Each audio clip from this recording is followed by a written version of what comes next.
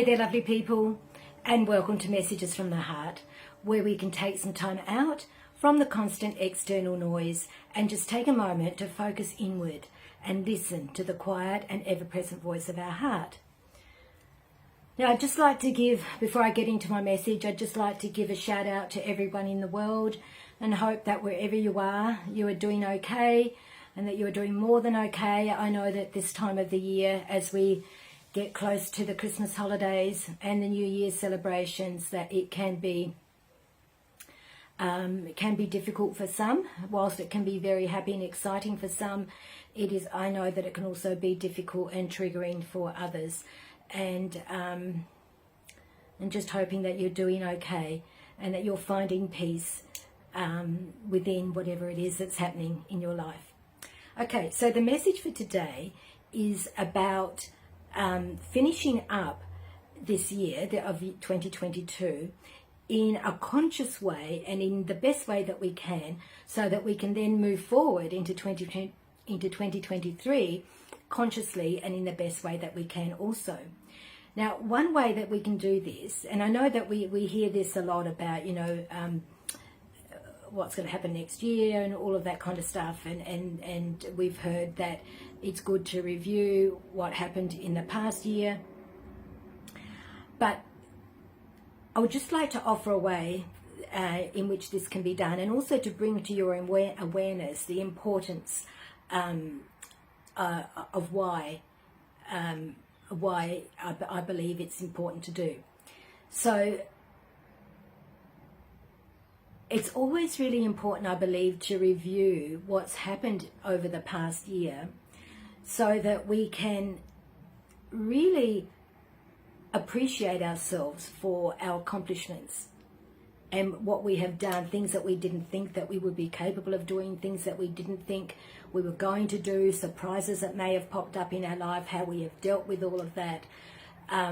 It's really important to acknowledge our part in how our life has played out this past year, in all the positive ways and all the forward moving ways, and as well to reflect back on the things that haven't worked out so well, things that we thought might have gone better, and to perhaps to look at our part in all of that, because all of our life, our whole reality, it is us who orchestrates that. Now, that is not about blame or anything like that, or fault or anything like that at all. It's simply that we bring into our life the things that we think about most of the time, and the things that we put our awareness on and our attention on. And that can be things that we want and things that we don't want. And so I think from the outset it's really important to acknowledge that and to understand that. And so I think a good way to do this would be to actually write it down. I do a lot of journaling. I write every day. I do a lot of journaling and channeling and automatic writing and all of that kind of stuff every day. But I think keeping a journal is a really good way of self-reflection, because you can always look back and see how far you have come and where you could improve and where you need to learn more and where you need to grow more. I think unless we do something like that, we're just going to be going forward on automatic pilot, and then before we know it, we reach like an advanced age in our life and think, what did I actually do? Did I do what I wanted to do? Why didn't I do such and such? Why didn't I try this or that? It's very easy to slip into habits and to go into onto automatic pilot with our life, and then we live a life that perhaps was not the life that we wanted to live.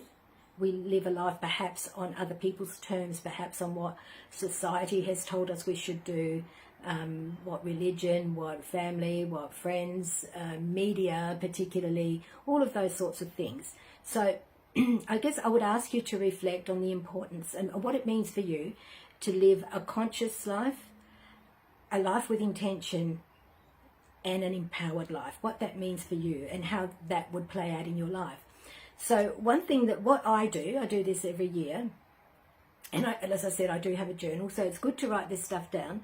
I reflect over my journal, but if you haven't done this, that's okay. Just cast your mind back to, you could start off with major events in your life. what the major events have been in your life.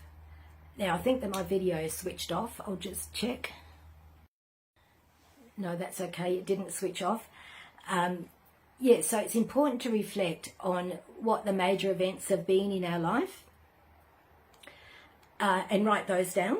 But like good or, I don't like to use the word good or bad, but for want of a better word, good or what we thought good or bad, write them all down. And then go further with each one, and what were the sort of smaller things, because it's the smaller things that lead to the bigger things. Often it's not like one big thing that happens all of a sudden. It's like a series of smaller things that actually culminate into one big event or one big thing happening. So it's important to sort of, you know, write down the big things, then underneath each one of those big things, what were the smaller things leading up to that.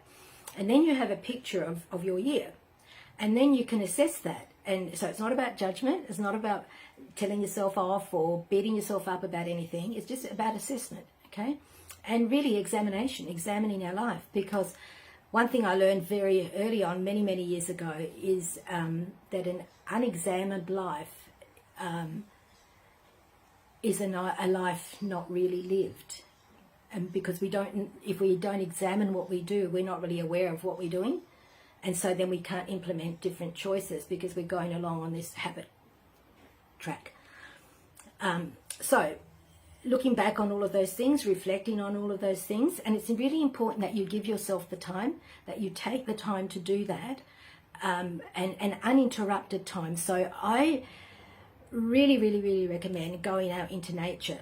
So you could take your journal with you somewhere. You could go, I mean, the beach is my thing, as you all know. Go to the beach or go to a park, go somewhere, even like in your backyard or your front yard, wherever there may be a tree or plants or anything that you feel, anything in nature that helps you to feel calm and peaceful.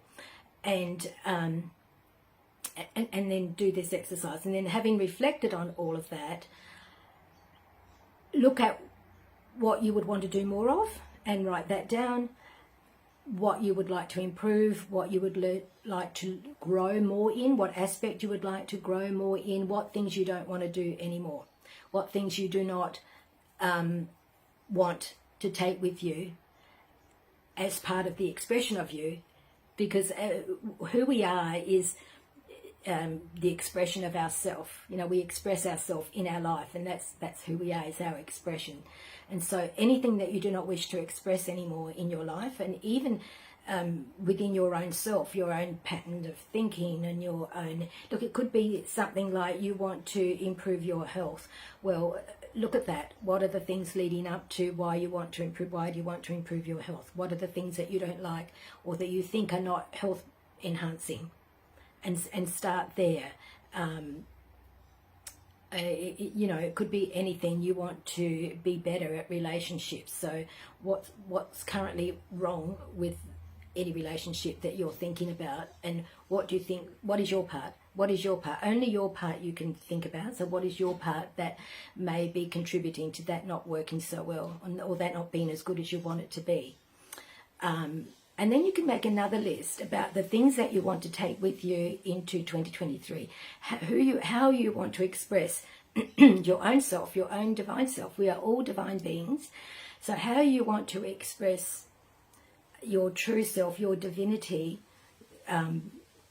throughout your self personally, throughout your physicality, throughout your energy, and how you want to bring that into the world. And write those things down too. And again, you can start with big things, just dot point the big things, and then go deeper with each one of those big things and say, okay, what would I need to do in order to achieve that, or to be that, or to grow into that? Like, I believe we grow into things. And most importantly, who would I need to be in order to achieve this, whatever it is that you wanted to achieve? And I think that if we could do that exercise, we would, at the end of next year, we might be very pleasantly surprised and feel so much more empowered with the us that we are expressing in our own life and in the life of the people in our world. Excuse me. Having done this conscious and intentional living. So I hope that that has been helpful for you.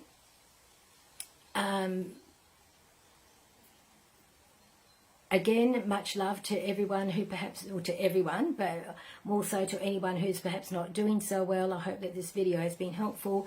If you know anyone that you think could benefit from hearing this or from thinking this way, please feel free to share and like, because the more people that can have a more expanded and heart-connected way of living, the better our world will be. And one thing that I didn't say a few minutes ago was all of this that we are doing, if we can come from a heart-centered perspective. So I would suggest that before we start doing it, we actually prepare ourselves.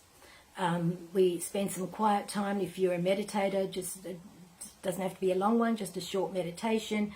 Put on some calming music, and really breathe and connect with your heart, so that we have the heart and the mind in coherence. And you are coming from, and so your intentions that you set forth for your life going forward, and come from a coherent heart-mind perspective. All right, again, I hope this has been helpful. Ciao for now, and much love.